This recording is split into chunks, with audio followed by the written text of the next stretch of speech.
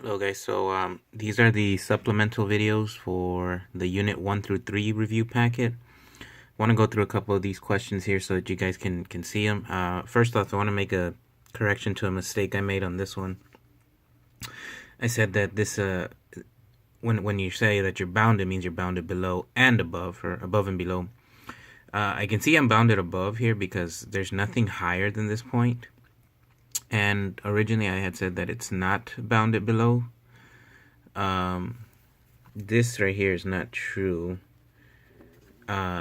This is not indicating that this is going down lower and lower. This is actually supposed to be an asymptote. So because I have an asymptote, again, that's another boundary I could have. So in that case, it is bounded both above and below because it never gets lower than that point. So I wanted to go ahead and going on with the bounded above and below. Now that I had, you guys can see also the asymptotes. I went ahead and graphed a couple of these. So the first one here, x cubed, because remember it says bounded above and below, so I should have something on top bounding it and something on the bottom. So here at x cubed, what you can see is this one right here. I mean, it's not bounded at all because it keeps going up forever and keeps going down forever. I went ahead and did the second one, 3e to the x, and 3e to the x is this graph right here. Now I can see that this is going to keep going on forever and ever and ever and ever. So this is not bounded above. However, if I do look at it, it is bounded below because right here it never gets lower than this point. So this would be a asymptote here. And the answer here is C. And I didn't graph it on the calculator, but if you were to graph it, you would see you'd get a graph that looks kind of like this. In which I have an asymptote on top, an asymptote on the bottom, and so this would be bounded above and below. Okay, so we have a similar type problem here where I'm being asked, what is a one-to-one function? Which one of these is one-to-one? And if I look at these guys, I went ahead and graphed them all out. And to be one-to-one, you need to have one x value for one y value, okay? And so the way I can tell if it's one-to-one is by drawing either a horizontal or a vertical line. So here, this is what A looks like. So if I graphed this right here, I would see that A looks like this. And I see that it fails like a horizontal test because right here at this y value has 1, 2, 3 x values. So not one-to-one, okay? B, I see it looks like this. I mean, the shape would be just a regular line. And no matter where I draw a horizontal or vertical line, it would be it would only touch at one point. So this is a one-to-one function. The answer is B. Just to go through the others, if I drew out C, and again, you'd have a calculator for this, I'd see that the graph looks like this, in which it fails a horizontal test because at this y value I have two x values. And the same for answer D. For this y value I have two x values, so not one-to-one. Okay. Excuse me. So I just wanted to go through those, and I'll work through some of these as well. This piecewise function, guys, I'm just going to go through it with you all, okay? This one actually had two answers because they're the exact same. But just to go through piecewise again, this is telling you the range it goes from. So this is from -4 to 0. So the x is from -4 right here to 0. So that means I only see this little piece of the equation right here. This piece, this equation, if I graphed it, I'd only see it from -4 to 0. That's what this is, from -4 to 0. And the second part of the equation, all of these answer choices are like that, by the way, is from 0 to 3. So from 0 to 3, I would see this portion of the equation, only this portion. Okay, and I see that these are all x's, so pretty much it's all coming down to either this right here. Okay, and so I would plug in these equations just to see which is which. These are pretty simple equations. First off, it can't be D because this is moving in the negative direction. So since this is positive, that automatically gets switched out. And here I would just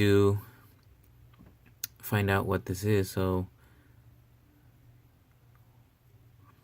This is rise over run, so the rise here was going 2 down and then 1, 2, 3, 4 to the side, so it was negative 2 over 4 x, which I can say is negative 1/2 x, which they made a mistake here. They put it in both of these, so both of these is the answer.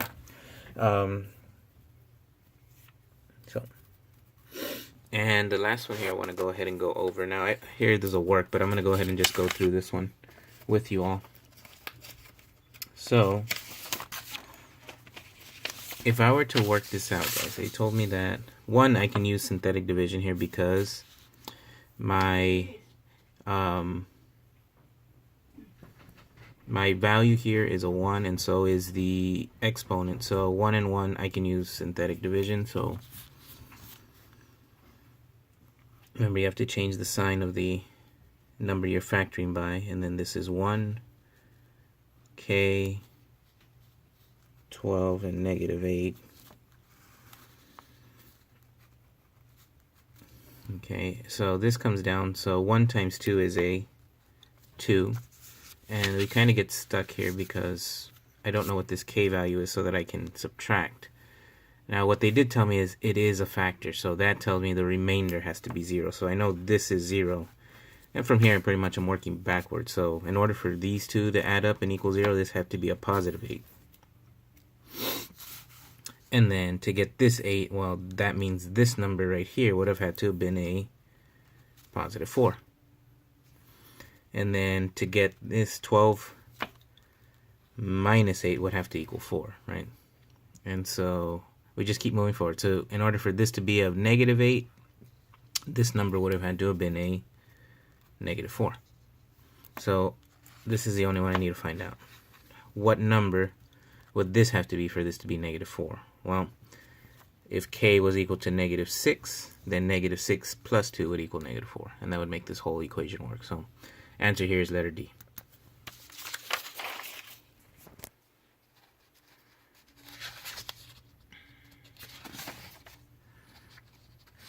Okay. So a couple more here that I'm going to explain for you all. And again, I'm just going to go through the work on this one, because really all it needs is explanation. Because I feel like they're going to ask you a lot of these types of questions where you have to prove which one's true. So here they're telling me which of the following statements are true. So some of the things we had to remember here, let's go ahead and write this in a factored form. And if I did do that, like my ABC, wrote it in a factored form, I'd find that it's x minus 2 times x minus 3 equals this right here. Okay, so in a rational function, okay, these are those weird functions where I had holes and all that stuff. Had I done this, guys, I see that the x minus 2's will cancel, so I'm creating a hole here at x minus 2. So if I set this equal to 0, I've seen that I have a hole at x equals 2. Okay, so this creates a problem, because usually what I would do is I would set, if nothing had canceled, let's say this was an x minus 1 instead, well then I would have said that I have a vertical asymptote at x equals 2 if this did not cancel, only if this had not canceled, because anything in the denominator is a vertical asymptote. But because I did cancel them out, this is no longer an asymptote, it is a hole. Okay, so that's why this one right here is not true, number 3.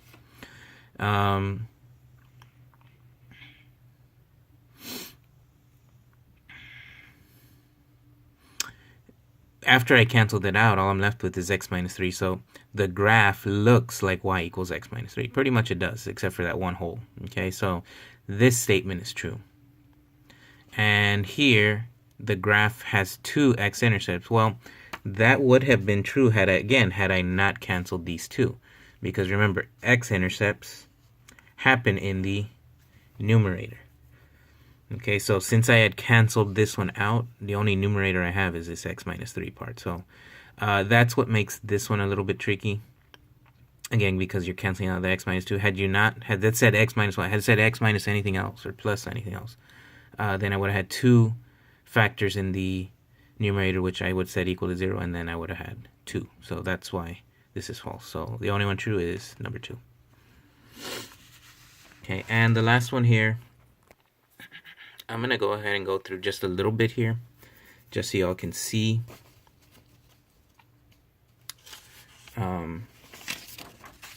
how I would work through this. So the original equation is x minus 1 over x minus 3 minus x over x minus 1. Okay, and so this is a hard question just because it kind of requires a lot of work. Like the actual process for this is not too bad. It's just a lot of algebra that goes around, and really I can't. The first thing would be to find my critical points, which means find the ones that are in the numerator but also in denominator. The problem is I have 2 fractions here, so I have to make it into one big fraction. And the only way I can do that is by making it into one denominator. So this side, or this fraction, I have to multiply by x minus 1 on the top and the bottom, and this fraction I need to multiply by x minus 3 on the top and the bottom. Okay, so that's what I did. And after I, that's what this process right here is. After I distribute and multiply and all that good stuff, I'm going to be left with x plus 1 in the top. Okay, so again, all I did here is this part right here that I wrote. I distributed the x minus 1, or I FOILed x minus 1, and then here all I did was distribute because I don't have a second term here.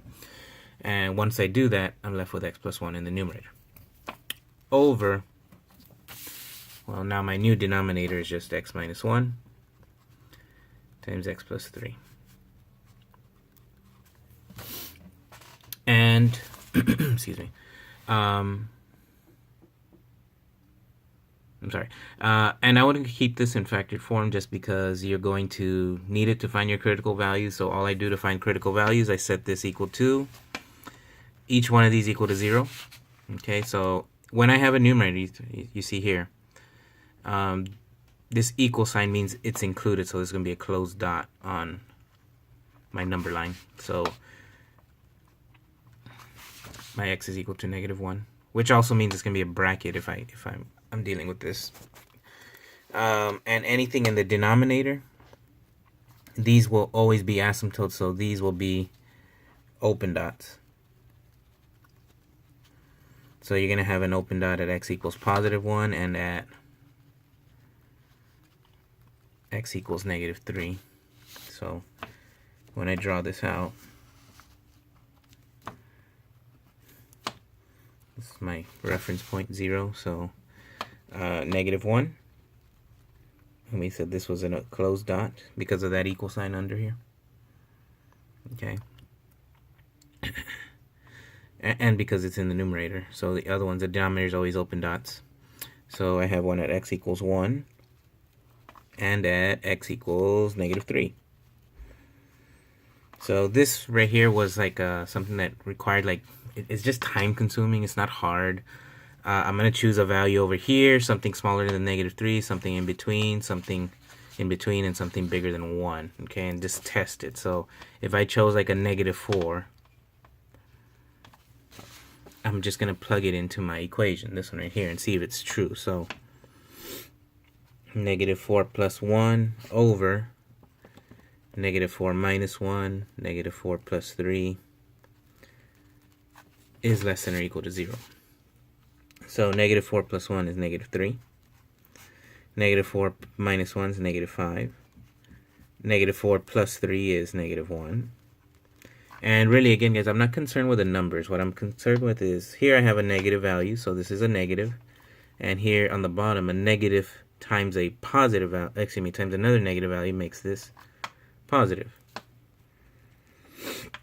And so here, negative divided positive number means the whole thing is a negative number. So is this negative number less than 0? Yeah, it is. So this is part of my answer. Okay, and if I do that, and that's what I did here, I'll find that that statement is true over here. not right here, and over here. Oh, I'm sorry, this is an x minus 3. That makes my, okay, I'm sorry, this is x minus 3, which makes this a plus 3. I mean, this still applies. The negative 4 is still smaller than negative 1. So once I do, I see that this is an acceptable range. This is an acceptable range. And then all I have to do here is I go from negative infinity all the way to this point, which is negative 1. And since this is a closed dot, put a bracket, and then from 1 to 3, so there. And since they're open dots, they're parentheses.